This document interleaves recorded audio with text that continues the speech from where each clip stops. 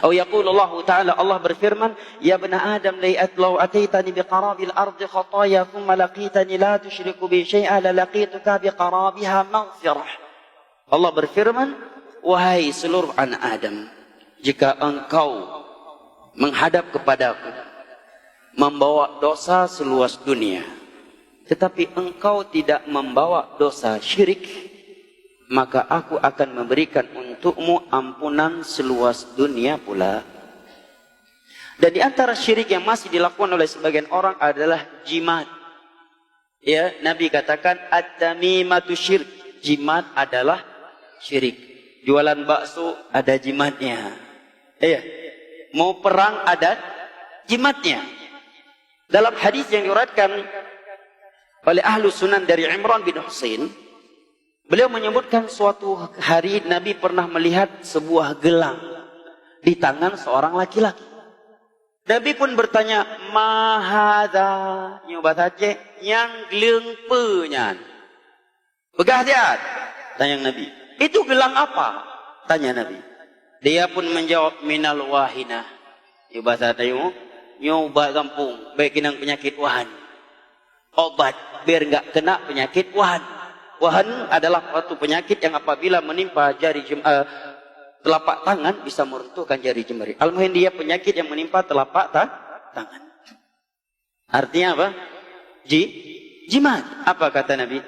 Inzah fa inna la yaziduka ila wahna. Lepaskan. Buang ini jimat.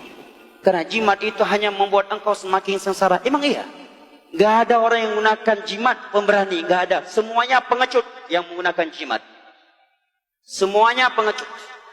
Apalagi kalau dia ingin bergerak, lupa bawa jimatnya. Iya. Apel atau panggilan perang, operasi. Iya. Masuk hutan, lupa pakai gelang. Itu bisa-bisa ngompol dia dalam celana. Takut dia berperang, lupa bawa jimat. Akhirnya berhial dia, berpolitik dia. Lek, kau di depan lek, biar aku jaga dari belakang lek. Padahal karena takut nggak pernah dimaju. Iya, karena nggak bawa jimat. Atau sebagian jimat nggak berlaku, nggak berguna kalau hujan turun. Maka ketika hujan turun dia pun gelisah. Atau sebagian jimat harus menyiapkan kopi pahit di malam Jumat, ya, setelah pertengahan malam. Kalau tidak, jimatnya bermasalah. Kalau dia lupa, dia pun gelisah. Iya. Adapun seorang mukmin, dia nggak pernah gelisah. Mampir di tempat angker, Nabi ajarkan solusinya. Nabi katakan, man nazala manzilan faqala a'udzu bikalimatillahi tammah min syarri ma khalaq lam yadhurruhu syai'un hatta yartahil. Hadis riwayat Imam Muslim dari Abu Hurairah radhiyallahu anhu. Barang siapa yang mampir di suatu tempat, hutan, pinggir pantai, ya, di depan goa, di tempat angker sedang perang atau tidak sedang perang, dia berzikir, a'udzu bikalimatillahi tammah min syarri ma khalaq. Aku memohon kepadamu ya Allah dengan kalimat-kalimatmu yang sempurna dari segala kejelekan yang telah engkau ciptakan, maka tiada satu makhluk yang dapat membahayakan dia sampai dia meninggalkan tempat itu. Enggak butuh jimat seorang mukmin. Ahli tauhid enggak butuh jimat. Hana perle ke beneng yang kali ke pruh-pruh le orang malim. Hana perle koh butuh. Iya. Mia itok le ule itok si walaupun nasi ploh nak buleng dari orang paling malim itu ya. Pernahkah Nabi mengasihkan, memberikan benang di perutnya wanita-wanita yang sedang hamil di masa itu? Ya. Pernahkah para sahabat yang istrinya sedang hamil datang ke Nabi, gebah benang tikrek nepruh-pruh sihat Nabi, wah, uri nang tengah hamil. Enggak pernah. Pernahkah ketika Umar, Khalid bin Walid, Abu Sufyan berangkat jihad, Nabi panggil Umar, no jaleh. Nampak benang kali long puruh bah. Nyo Al-Baqarah, nga Al-Imran ka kena mendung. Mak begat, baru ya. Pernahkah? Tidak pernah. Nabi ketika mereka mau perang dipanggil dulu oleh Nabi, kemudian dikasihkan benang keramat, kasihkan cincin keramat, pakai gelut, pakai anak cincin. Yo miuna cincin yang bajaron nuho kaja hande ke. Yo kana asau dalam.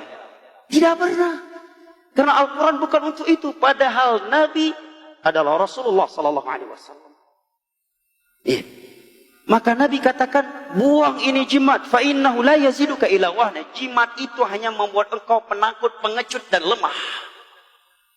Falau mita ma aflahta abada. Kalau kamu mati masih menggunakan jimat, kamu binasa selama-lamanya.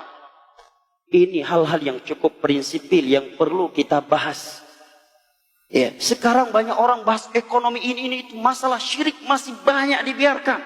Yang itu adalah sebab kehancuran agama dan bangsa. Betapa banyak sebagian orang tidak beranggapan sial kalau dia hidup tanpa salat, tetapi dia beranggapan sial kalau melewati kuburan aulia di suatu tempat kemudian tidak turun nitip sedekah di situ. Iya, khawatir malang, khawatir sial perjalanannya, tapi dia nggak khawatir sial hidup tanpa salat, tanpa puasa, tanpa melaksanakan perintah-perintah Allah yang lainnya. Apa yang menyebabkan demikian? Syirik, jemaah. Syirik ini bahaya sekali, jemaah.